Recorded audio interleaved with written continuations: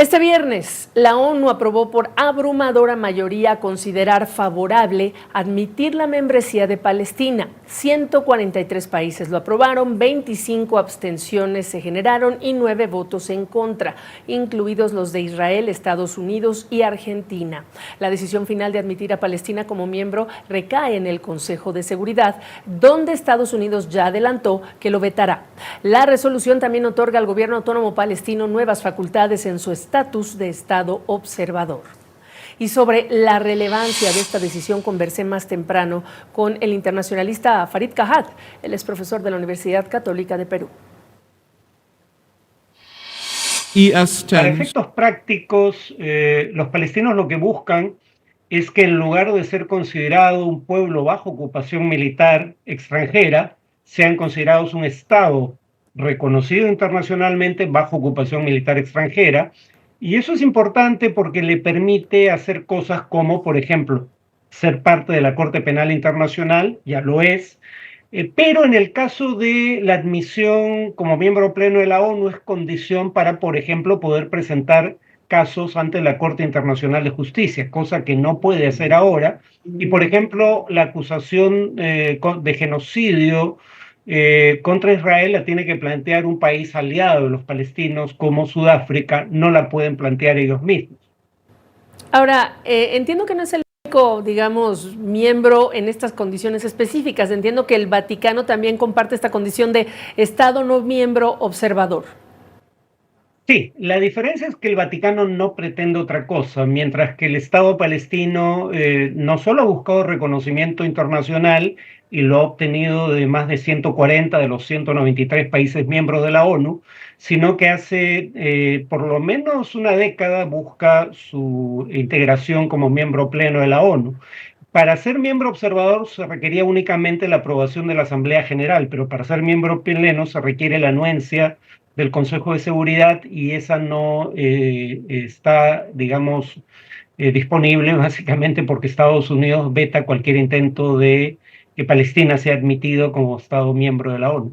Ahora, ya Estados Unidos lo adelantó, o bueno, ya se adelantó la intención del Estado palestino de acceder al Consejo de Seguridad y ya se entiende perfectamente que Estados Unidos lo va a vetar, ya se dijo. Pero también preguntarte aquí, a ver, Alemania dijo que en esta ocasión no votaba a favor, pero porque lo primero que tendría que ocurrir es una negociación entre Israel y el Estado palestino, pues para hablar justamente de cómo queda al final de esta guerra.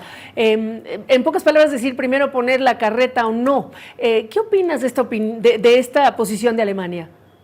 Bueno, es la misma posición de Estados Unidos y es lo que en latín llama un non sequitur, ¿no? O sea, uno, Israel no reconoce a Palestina como Estado, y dos, el actual gobierno se constituyó sobre la base de un compromiso de jamás reconocer un Estado palestino.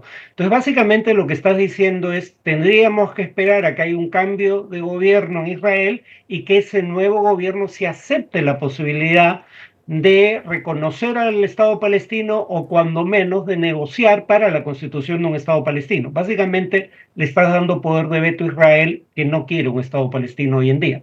Entiendo. Ahora, háblanos del momento. Se ha logrado, ha sido bastante importante la votación a favor y ya queremos entender cuánto esto, por lo que ha hecho Israel en Gaza, por este drama humanitario, se ha inclinado la balanza en favor del Estado palestino en Naciones Unidas, incluso por las propias protestas de los estudiantes en Estados Unidos y en otros lugares del mundo. Yo no dudo que esos factores hayan influido. Por ejemplo, en el caso de Estados Unidos, en el estado de Michigan se llamó, precisamente por la política de Biden respecto a Gaza, a votar non-committed, fue el término que se utilizó en inglés, es decir, no apoyar a ningún candidato en las primarias demócratas, cuando en la práctica Biden era candidato único. Y los votos que sacó esa iniciativa eran suficientes para haberle hecho perder la elección a Biden de haberse producido una votación similar en 2020, cuando ganó la presidencia. Hubiera perdido el Estado en esas circunstancias. Entonces, no dudo de que eso haya influido, pero cuando uno ve la votación, básicamente votan en favor del Estado palestino los países que ya habían reconocido a Palestina como Estado. El único cambio ahí probablemente sea España, que aún no lo reconoce, pero que secundó la moción. Pero No hubo muchos países como España que no reconociendo a Palestina como Estado, sin embargo, hayan votado a favor de la moción que se aprobó. Entiendo. Ahora, en el contexto más amplio de la historia, Farid, para cerrar, ¿por qué no ha podido ser reconocido como un Estado, el Estado palestino, ante Naciones Unidas? ¿Qué dice la historia?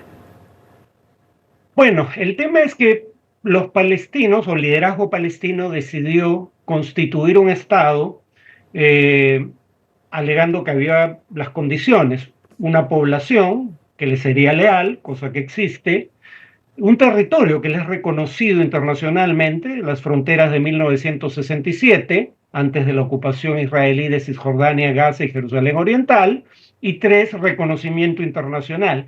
Pero antes de que los palestinos decidieran crear un Estado, obviamente no había Estado al cual reconocer. Y desde que lo constituyeron, el obstáculo fundamental ha sido el veto estadounidense en el Consejo de Seguridad, porque se requiere la aprobación del Consejo de Seguridad para admitir nuevos miembros plenos de la organización.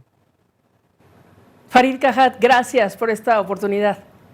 De nada, buenas